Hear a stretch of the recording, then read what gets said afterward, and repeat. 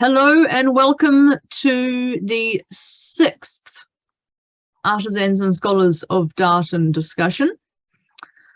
This is a chance for me as ANS officer to make sure that members of the Shire know the depth and range of expertise in our Shire in case they want inspiration or advice in learning a new skill. Our artisan today is the Sayyidah Mahesti al-Barraniya. Originally from the kingdom of the Outlands, here in Lochac, she has received the awards of the Golden Tier for substantial and unobtrusive service to the kingdom, and the Star and Lily, which is for achievement in the arts and sciences. She is a member of the Brewers, Vintners and Imbibers Guild and the Guild of the Silver Rondel, and is a free scholar in the Lochac Royal Guild of Defence. She knows about cooking for groups and accommodating allergies, which anyone who attended the feast at the recent Darton anniversary would know. She did very good food. She also knows about maths, dance, Middle Eastern things, including how to distinguish what is true from what is racism, and swords. She has experience in fencing with a fuller figure, fencing tactics for small groups and battles, and how to not break yourself permanently with active hobbies. So, welcome, Mahesti.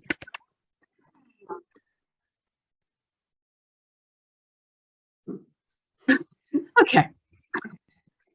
Hi. How's it going? It's okay. If I lose sound, it's because I'm coughing. Yep. I am mostly over this cold. Hooray. Yes. But due to the magic of the internet, it doesn't matter too much. And if I look over there, it's because you sent me the questions and I made notes and they're on that screen. Ah, prepared. The best kind of guest. Okay. Absolutely terrified. It's just me. I know. And then the internet later on. Yes, I'm terrifying. I know. You do. It's being recorded. Being recorded, yeah. Well, you know, maybe able to do editing. Anyway, that's fine. So speaking of questions, as you have prepared, let's crack on. What drew you to your art of the multiple arts? Which one? What drew you to them?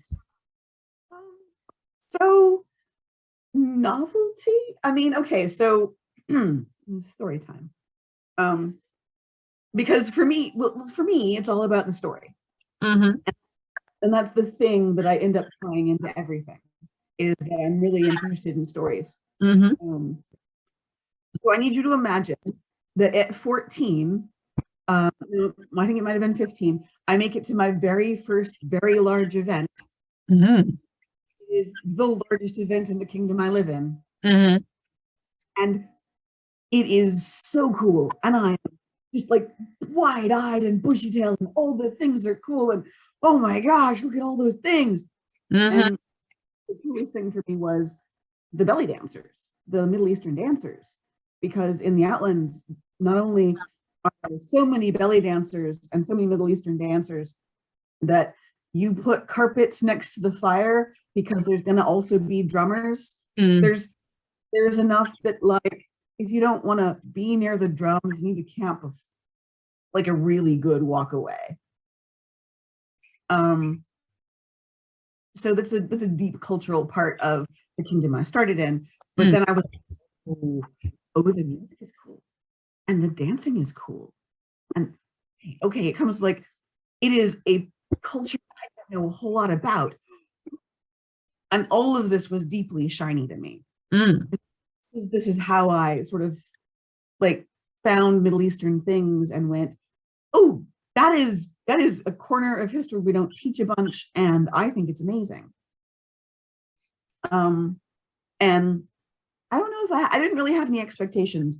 I think I'd seen, at the point where I saw that, I'd seen like proper belly dancing on TV. I'd seen one of those ladies roll a quarter up her belly and then back down again. Like, no, really, like it's a good trick. That is a trick I can't do. Just saying. And I sat down earlier this evening and went, am I doing this for 25 years. There's a lot. There's a whole lot. That's lots. But all right, so I didn't really have any expectations. It was shiny. Shiny. So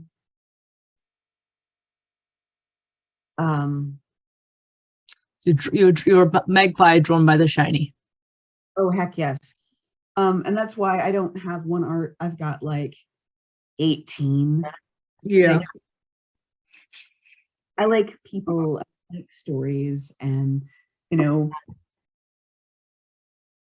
cooking has stories, and dancing has stories, and fencing has stories. And cooking makes people happy if you like people. Yeah. People can be nifty. Yeah. Stage moment. But then again, I like making things. The thing that makes me happy. Okay. So therefore, was it something you expected to like? I didn't have any expectations. I had no idea. You went shiny. Let me try. From 4 blocks away, there was music over there. Yeah. And I had to find out what it was. Homing beacon. Yeah. Cool. So what keeps you interested? The sheer diversity. So I didn't just become interested in dance. I became interested in everything west of, or really just everything that's not normally part of Western Civ. Like if you didn't cover it in Western Civ, I am all in. Yeah, of course, this is New Zealand. I don't think we have Western Civ in terms of our classes. Western civilization is a class that they teach in high school. Yeah. And it's generally a really light brushing cover of from the year BC to about I'd say the end of James the One reign. And it's very Eurocentric. It's very Western. Yeah. It's very Western, but it's also like, I would say it's very limited. Yeah. Yeah. We had we did social studies, but we didn't cover social studies and history, but it's very much short segments of time, not the whole covering of things. Yeah. Well, think about needing to cover that much time in under a year. Yeah. It's not gonna. I think we covered maybe 3 things in my 5th form history, school C history. So, sorry? Was it World War II? The origins of World War II, there was the civil rights in the US, and one other thing that I can't remember because it was 25 years ago. Okay. And I don't have those notes anymore because I did throw them out. I mean, probably like 2 years ago is when I threw them out. Yep. Anyway, yeah. So yeah, what keeps you interested? It's really because there's like this depth of history. There's like so much. Like there's so many places like so I got this great book that was like History of the Silk Road, and it walks you through the whole Silk Road and like does a deep dive on most of the cities that were like pivotal for the Silk Road. When I get bored, there's always something really cool to make or look at or go read about. Yes. So what surprised you about any of your arts, any of your things?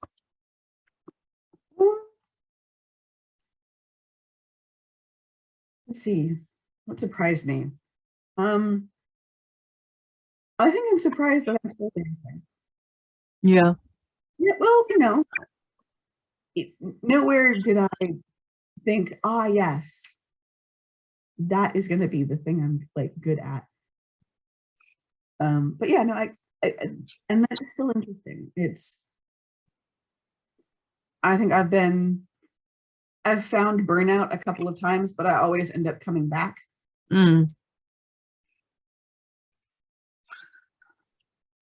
So no surprises about cooking or about fencing or about God, sorry. gosh darn. Yeah, I'm a little sweary. Well, so asafoetida. It's not a swear word, but it should be. This last feast, asafoetida, like I knew it smelled like, if you have the Latin roots for asaf, like fetid is an asafoetida. And I didn't realize, like, so I went into the shop and I found it and it was like triple sealed, and I was like, well, that's a little overkill. Like, well, triple seal, okay, that's fine. And I pay for it and I put it not in my pocket on the way to the car, which is good because the hand I held it in, I had to wash 5 times. This is sealed in a baggie, and I had to wash my hand 3 times. It's just so awful. It's like the worst sweat socks before you cook it. After you cook it, it's amazing and it's fabulous. And I'd heard this. Yeah. Like, I had heard this. But like, that's a lot. Excellent.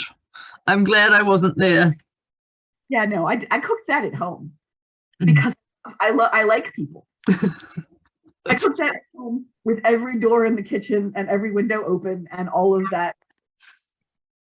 All the fans. Oh yeah. One man. Like the front door open and the back door open and the breeze blowing. And my neighbors looking at me like. And then they smell it and then go, oh. No, because by the time it reaches them, it's the cooked smell. And they're like, why would you? And I'm like, anyway, that is now in 5 bags in the top of my cupboard because I needed this much.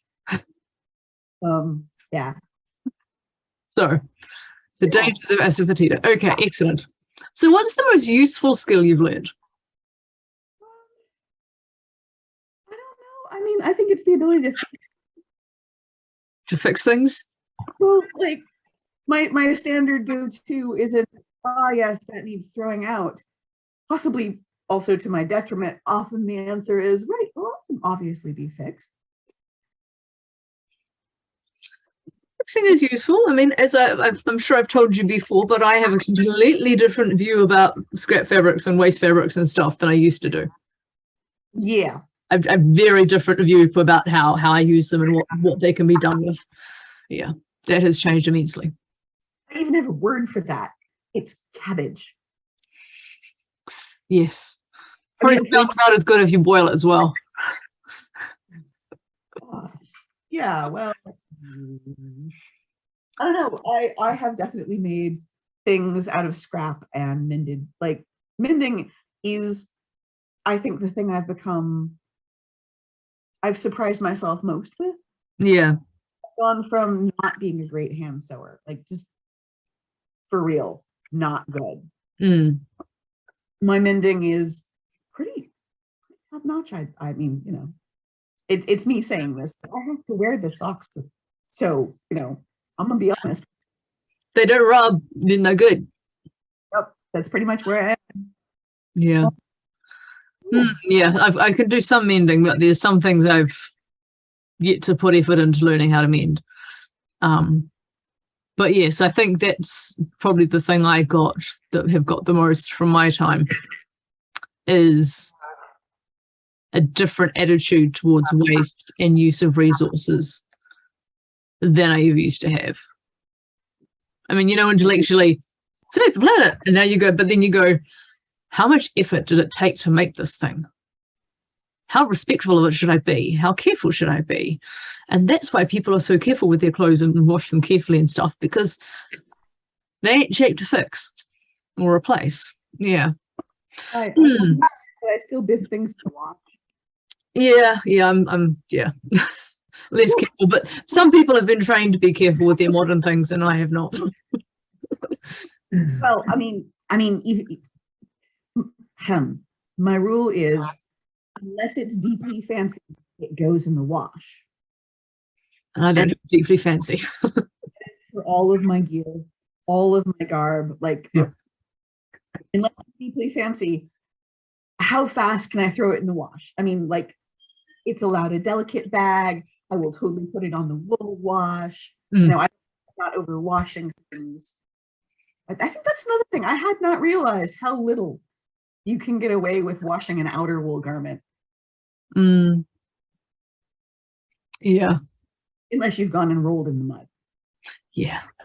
And then you wait for it to dry off, brush it off, and then see if you wash it or not. And then see if you desperately need to wash it or if you're fine. Yeah. Oh, cool. Okay. So what was the hardest or the most challenging thing to learn? To be bad at stuff. Yeah. Like, dancing came easily to me, and cooking comes fairly easily to me if I'm not challenging myself. And originally fencing came fairly easily. So like, it's just like giving myself permission to be rubbish at a thing while I learn. Yeah. Yeah. That's a hard one. Yes. As a born from the cradle perfectionist, yeah, sucking at stuff is hard. Yeah. But then I sucked at Kung Fu when I first started. And I stuck with it. I'd probably suck if I went back to it again. Because I'm hella rusty. But yeah. Yeah. And me too. When I first started Thai boxing, I was so bad. Like, you wouldn't have believed I was a dancer. I was that kind of bad. Excellent. I was really busy overthinking everything. Yeah. Overthinking and all right. So how has your SCA art helped with another art form, Scadian or mundane?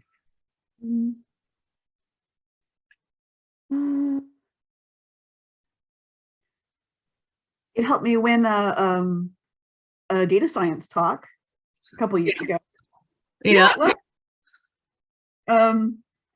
It's all over the internet, but like, if you want to watch it from a fencing perspective, I took the first chapter of Guy Windsor's medieval longsword book, the one where he talks about training. Okay.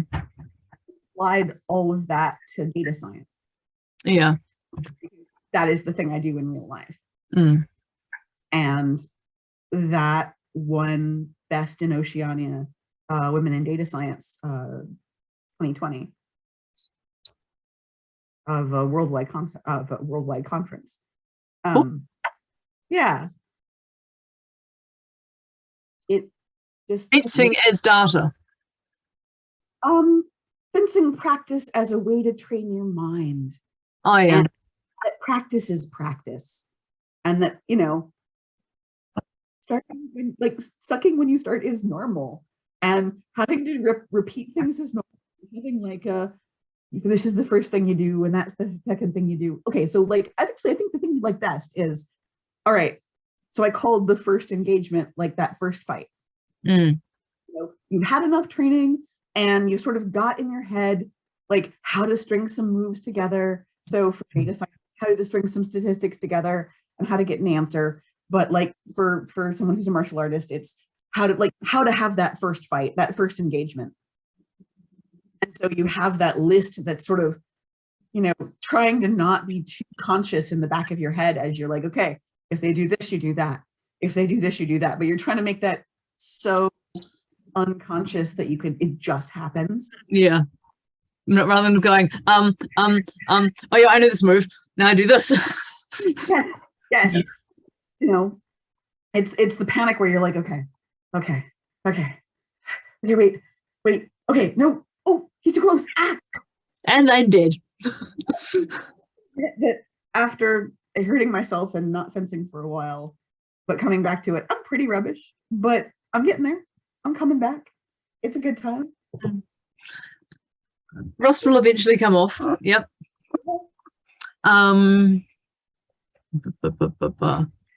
That's pretty neat. Yeah, it does say learning things can be useful. Help you learn other things. Being a good learner, I think, is a valuable skill and mindset to have. Yeah. Okay. You are stuck, Mahesti, on a desert island / artistic retreat of 1. What 5 tools are you taking with you? All right. I need a needle nose. I need a skillet. I need a santoku, the Japanese chef's knife. Yep. It's just a bit more multi-use than the actual French chef's knife. Yep. I need an actual utility knife because so many tools I could make. Yep. With the knife and the multi-tool. I just can't. And knit. Well, I need a hammer, like a real good hammer. Yeah. Yeah. So first thing, I think, because your sound is cutting out a little. First thing was a needle nose multi-tool. Needle nose multi-tool. Yep. I need a skillet. Skillet for cooking. Yep. The knife for the chopping. Yep. And I'm actually kind of arguing with myself. I think I probably just need a utility knife. Because then I also need a hammer. Yeah. Like, and you know, in the back of my head, I'm like, oh, but I also need diamond files and you know, an anvil and a post and a partridge, like all these things. But like, you know, what you can make with what you got. Yeah. Yeah. Cool. Okay. So what's the best non-standard tool you found?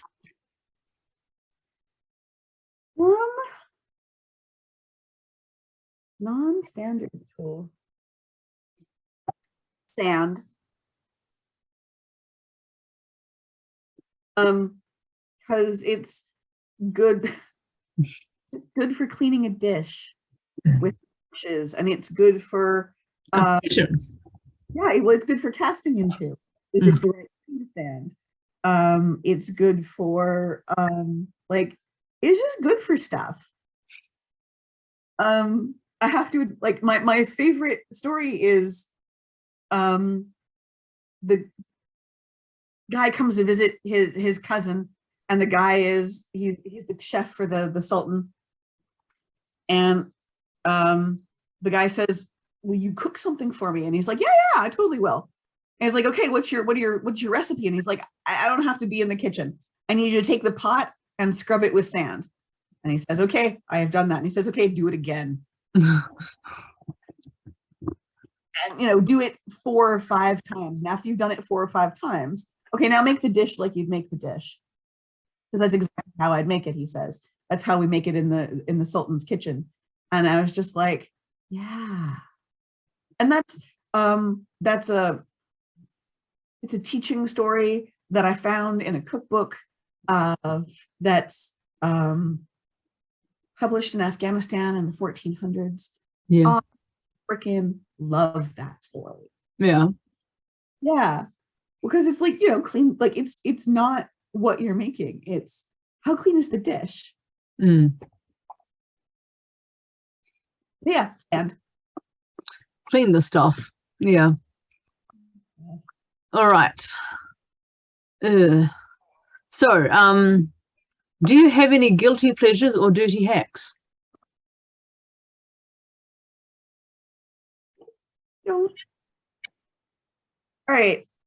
I apologize. This is a little bit of a rant. It's not a loud rant. It's sort of a self-contained. So I don't believe in guilty pleasures, and I don't believe in dirty hacks. Like something gives you pleasure, awesome. Do the thing. Like something and something can't be a dirty hack. It either works or it doesn't. might not be perfect. And yeah, it might not be the way it was done in period, but it's a learning opportunity. Did the thing work? Mm. Did you try it again? So yeah, no, I don't really believe in those, though. I gotta say, there's stuff that you pick up. There's like, if you're doing a thing, you wax thread, and if the spice you're trying to cook with doesn't exist, you find a close equivalent. Mm. And the body does not make the shape that is in that fencing manual. You do near enough. Mm. It doesn't hurt you and doesn't impede your own movement. Like, if you're not going to fall over and you're not actually going to hurt yourself, like you're not going to blow your knee out from standing like that, do it. Mm. Yeah, sometimes you don't realize, having had knees go futz, you don't realize until afterwards, and then you're like, yeah, shouldn't have done that.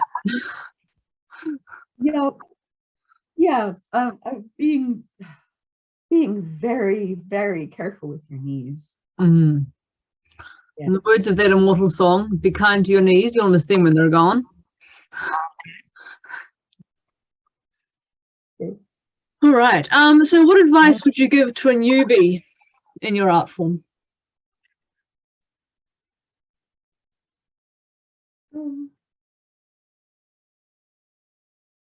I'm going to say this, and I'm going to self-bleep myself. Enjoy your bleep ups. Your learning opportunity. It's like, it's not that it's a learning opportunity. It's like not learning if you're not get up. Yeah. Like, if you're not doing that, if you're not making giant gaping mistakes, know that you're learning. Or at least I know I'm not learning. Mm. Yeah, you've got, if it's what I tell my learners who go, that's too hard. I'm like, well, if it was hard, if it was easy, why would I be teaching it to you? Because you already know it. I'm going to teach you stuff you already know. No, I have to teach you the hard stuff, the stuff you find hard. Yeah. This is, well, I think it might all be the hard stuff, quite frankly. To someone, it is hard stuff. It's always hard. It's hard to somebody somewhere. Yeah. Mm. Yes, of course, with that proviso, if it's hard, then you need to learn it. Maybe you need more support to learn the thing, but why are you doing the same thing over and over again? You're not going to learn. You're not going to grow. Yeah. Yeah. Like, go find someone who's done it, or go Google the thing. Surely someone out there has gone, I know, that's a good idea, I will try that. 9 times out of 10, someone's got something on the internet about it. Yeah. Learn from other people's mistakes if you can, but make your own. Also thinking,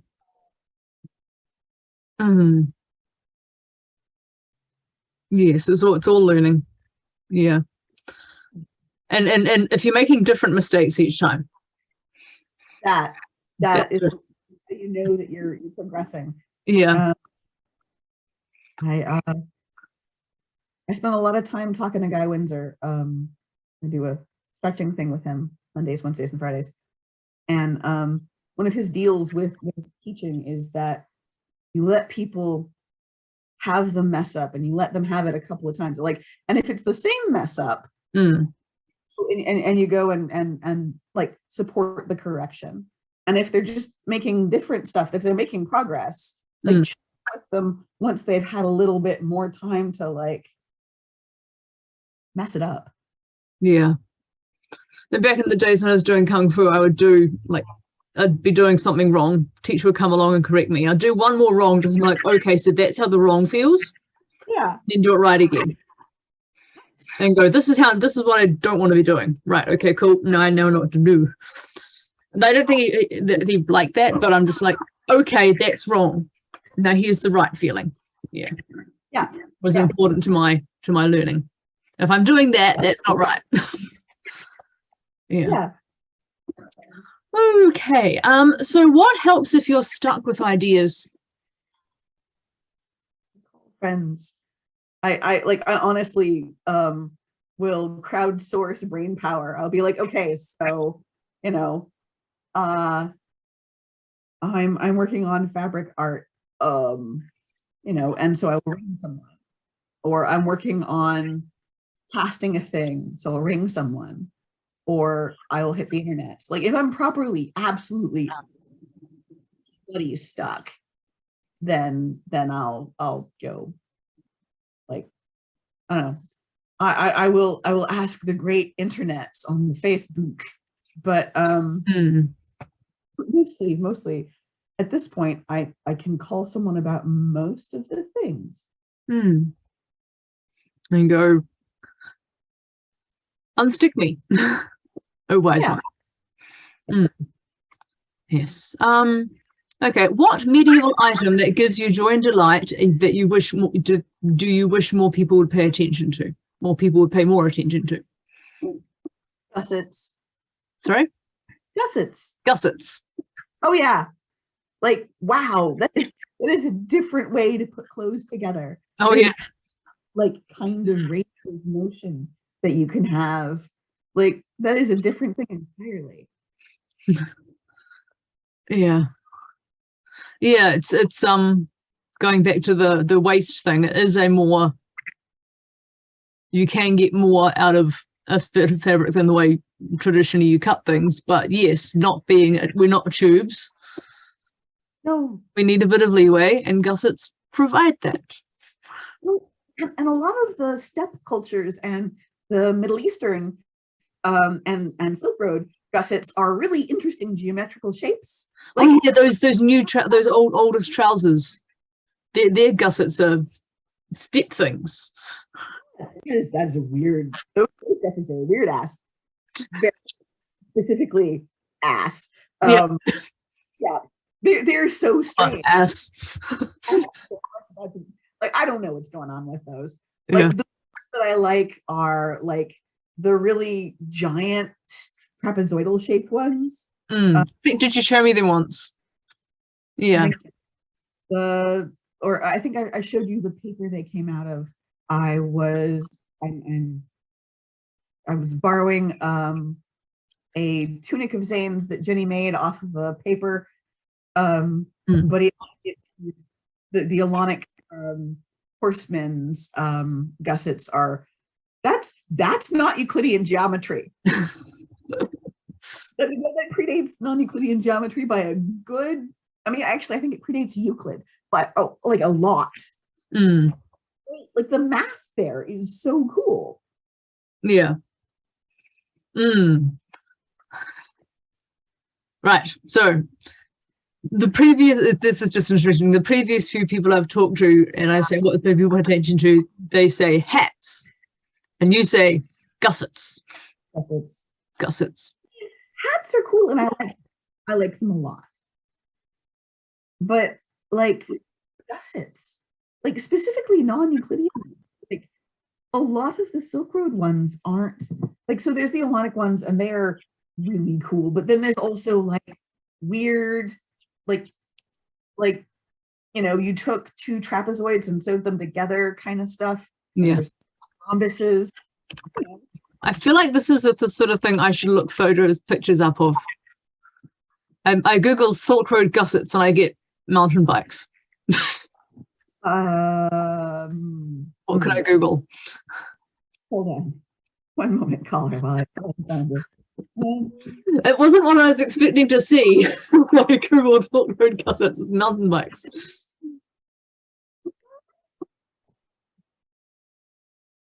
Wow. I can't even tell you Alonic gussets, because if I tell you Alonic gussets, then like a different, like entirely different wrong thing comes up. How do you spell Alonic, by the way? It's a great question. Well, they're the Allens, so I don't know if it's one L or two. This is the bit where, hold on. Eastern.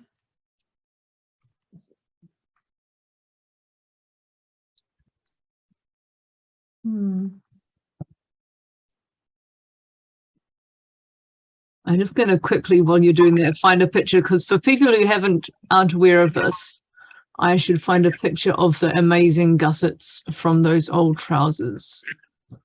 Oh yeah, you should find the step pyramid gusset, because that's just absolutely fabulous. Oh, here you go. There's history blog.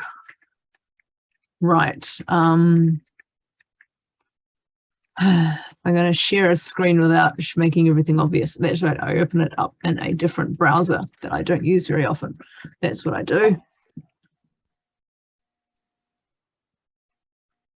I'm going to go the history blog. And then I share that screen, and that way people don't see all your tabs. All my tabs. Yeah.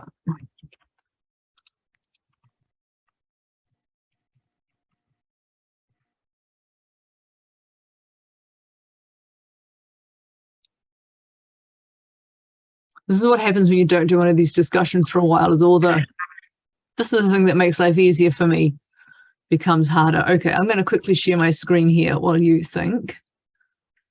And I'm going to go, here is, so the oldest known trousers found in China. We look at that image, that wonderful gusset there, that wonderful shape is just, it can't, well, and it's just like, how much is here? And by here I mean at the reconstructed crotch piece where the arrow is. And like, there needs to be a whole lot of fabric there. yeah. It's sad monkey. There we go. There's the pattern, how they made it. So that there being the gusset. And it is this amazing step that, like, I think a normal gusset that we think of would be making it basically a diamond shape. But this is stepped, which is, yes, quite the thing. Okay. So did you find your Alonic gusset? No. But similar things to those? Yeah, I mean, that one is actually quite different and really great. Yeah. The one I was thinking of is this like really big stretch piece. And I can't find it, and that's okay. Maybe while I'm editing this, you'll find it and send me links or something. Yeah. Okay. Right. What are some common misconceptions about your art form? Ooh, there's so many. Well, all right. So if you did Middle Eastern dance during the period that we're reenacting, you weren't necessarily a prostitute or a tart. Mm. You might have done dance for a living. Yeah. You've just been doing dance as part of your culture, your community. Mm. Like there are so many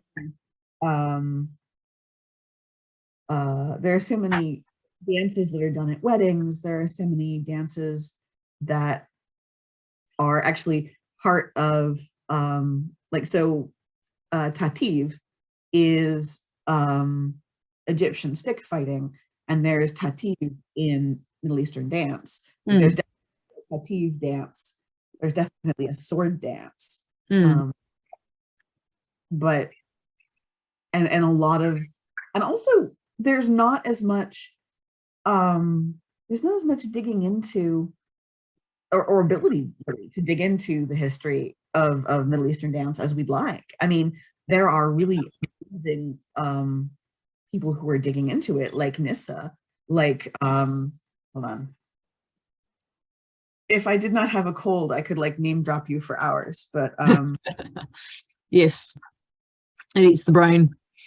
Yeah, but like, so there are many people who are digging into this, but one of the things that we're hitting is that we get to about 18 mumble, and then we get to like World's Fair, we get pre-World's Fairs, And then we are dealing with snippets. We're dealing with, you know, there is a chunk in some old Chinese poetry that talk about there's a girl in the market who's dancing like she's stirring her hips with a cauldron, like stirring a cauldron with her hips. She shimmies and writhes and shimmers, and when she's done, she wraps a golden cloth around her head and is gone. Like, and you know, that's that reveiling of the dancer. And I did not believe that you could do that until I did it recently. Like, I went like I was like, I'm pretty easy to recognize. I did a costume change, and my audience had no idea who I was. So yeah, fun times. But yeah, there are people who can do it, but it's hard, yo.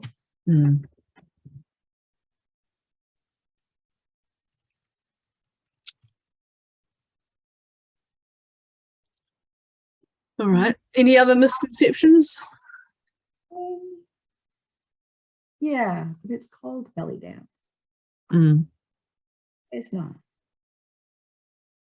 Belly dance is a easy term that people who speak English I have for a number of dances that are Middle Eastern and Silk Road and in Asia. Like, you know, there's Turkoman, there's Rakshaki, there's, you know, that's Arabic specifically, and there's a Lebanese version of that, and then the Egyptian version of that, and like a Turkish version of that, and there's a Greek version of that, and people have very specific ideas about how all of this comes together modernly, definitively. Like, and so there's some things we don't have, and there's some things that, okay, so what I do when I do Middle Eastern dance at SCA events is I simplify it as much as I possibly can. Okay, like how simple can you make that movement? Like, you can talk about movements and you can find as old a piece of music as you can. But let's see, other things is that it's easy. I mean, I at this point find it easy, but I guess it's not really easy. I find that it's a thing I have to keep my hand in, otherwise I become rubbish at it again. Yeah.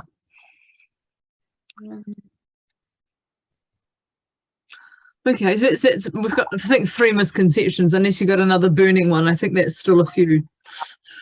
Yeah, I mean, I think there's heaps of heat. Yeah. Okay. What would you say is the best idea you're working on?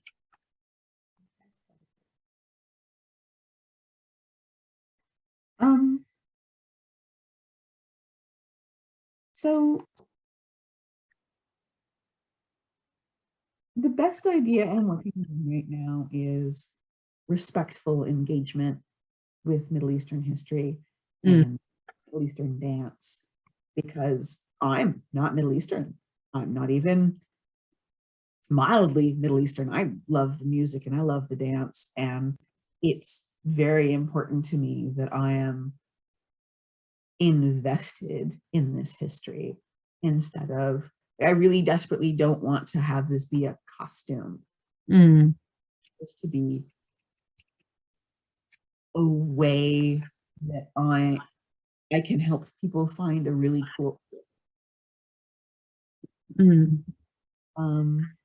I also want to make sure that I'm not taking this space of someone who this is their actual culture. Yeah.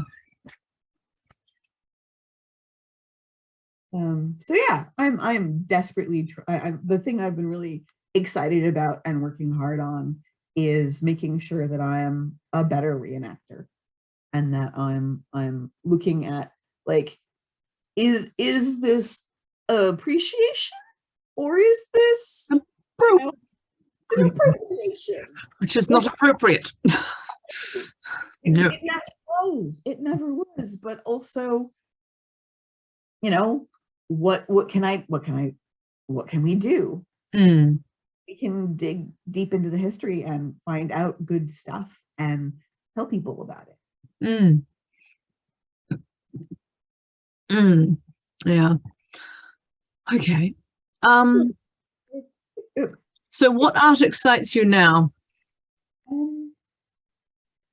Well, I'm really interested in the math behind the tiling patterns in mosques. Okay, so stay with me on this. Like, even actually, this is post-Euclid, and they've got Euclids.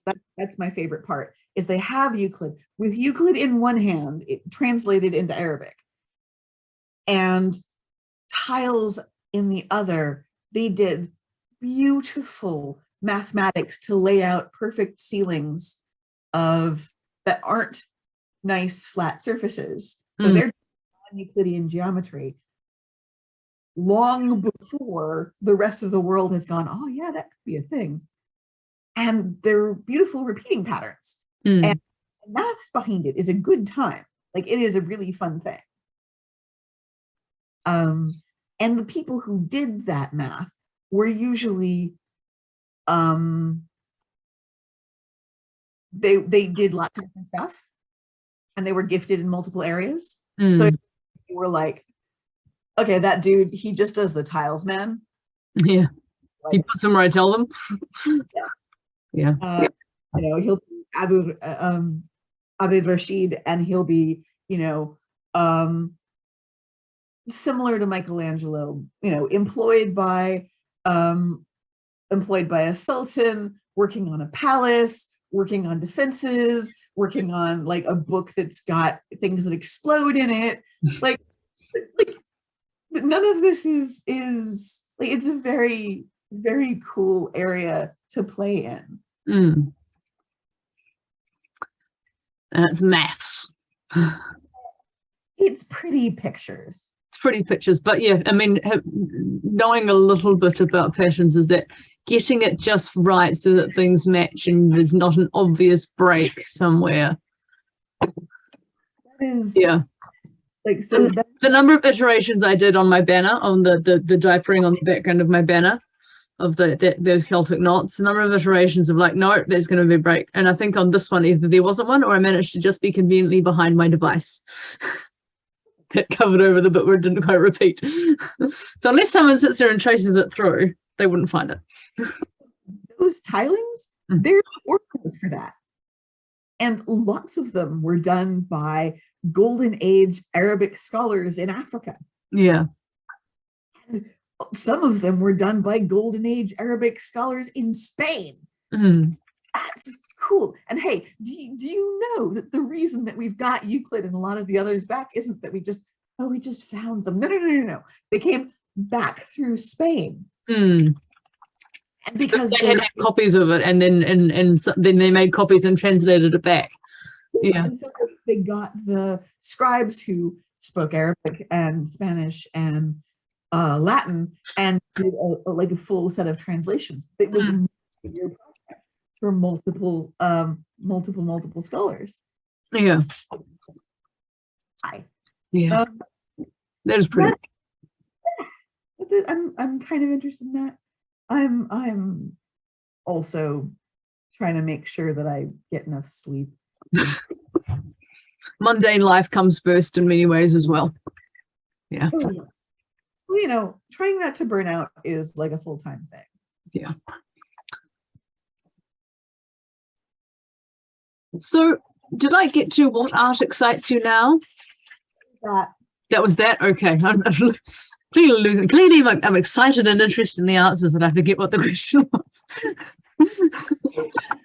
So speaking of that, getting close to avoiding burnout being a full-time thing, that takes us to the next question of how do you avoid burnout or boredom with your art? Okay, so with your cunning segue, thank you for that. Segue. Hey. Yay. So I think it's because I do so many different things. Yeah. Like back when I started in the SCA, I did a little bit of dance and I did some silversmithing. And I did a little bit of calligraphy, and then I did a little bit of heraldry, and a little, and a little bit more dancing. And it's as things, as I become interested in things, I will swing to I'll pick up a new thing and I'll try it on for size. It's not that I'm giving myself homework, it's that I'm sort of dating it. I'm going, I wonder if this is a cool thing. This could be fun, and I'll make a thing in that thing, and I'll go, oh, yeah, that's cool. I need to do more of that. Or, yeah, that's cool, but it really doesn't spin my gears. Yeah. I can appreciate it a little bit more now, and if someone else does a good job, I can go, Ace, good job for you, but not me again. Yes. Yeah. Red wrapped buttons. No. I will celebrate other people's. Yes. Yes. Yeah. Excellent. Well, that comes to the end of my questions. Does anyone else in the group have a question they wish to ask? You can either put it in the chat or put it in the chat and let me know you want to pipe up.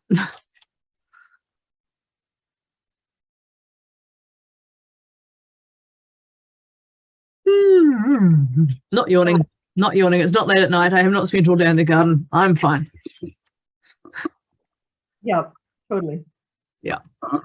I have not found half of my office and vacuumed it now. No.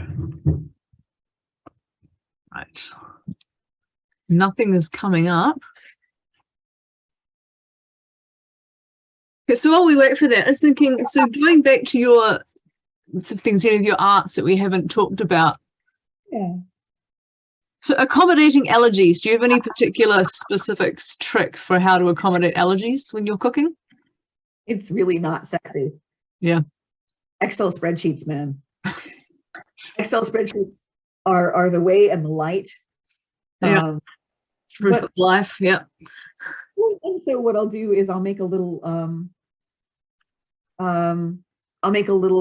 VLOOKUP, because I am that person where I go, okay, where I go, these are the allergies and these are the things I'm thinking about cooking, and these are the things that are in, and well, I have to make yeah. Okay, so spreadsheets are the secret. They're part of it. Yeah. Like knowing Middle Eastern food is, and especially Middle Eastern medical food. And when I say medical, I don't mean like it's medical. I mean like if you were ill, they'd give you meat. So there's this like whole section of cookbooks that is, this is the food for the ailing. Yeah. Often really simple, but also tasty as heck. Yeah. So there's that, and like all the populace want to eat it, so you make a lot. Like chicken soup, or the Middle Eastern version sort of thing. Lentils, like lentils and garlic, like unless you don't dig on alums, and there are those people out there. Yeah. Oh wait, my favorite cooking was cooking for a friend in Australia who is allergic to legumes. Yeah. Middle Eastern for someone who's allergic to legumes. I got there. There was okay. She didn't need to eat the whole feast. She just needed to eat. So that's the trick. Is no the whole feast. They just need to know the bits that they need to avoid. Yeah. And giant signs. Well, but it needs to be this one is for the person who cannot eat the things. Yeah. And I generally won't be super fussy about it. Like, but I will make a version of a thing that is vegetarian. Yeah. But the other thing is that I don't know, I think it's an invitation to get creative. Yeah. Okay, we've talked about swords. Any advice for fences with a fuller figure? Other than don't bend yourself in a way if it's going to break you? Right. Get a coat that fits. A or coat that fits. borrow a coat that fits. Like gear is the biggest issue. Like gloves that fit, a gorget that sits nicely on you. Like find, like, even if it's you just belt the coat that the club has so that you can move more easily, just because gear will eat your soul. Like especially female, like just trying to deal, being a woman fencing is such absolute bollocks. Like it's just awful. Like, because none of the gear that's easily commercially available is cut for you. And a lot of the gloves aren't cut for you. And a lot of them, you know, the newest, shiniest, whatever is thing, not made for you. It's so much better than it was when I started. Yeah. And we much further, and I love it. But like jackets, like find someone who loves you or is you're willing to hand money to and get yourself a jacket. Like if you decide that fencing is like your one love, get yourself a jacket. Something that fits. So get stuff that fits. Yeah. Stuff that fits. Yeah. Fencing tactics for groups and battles, for small groups.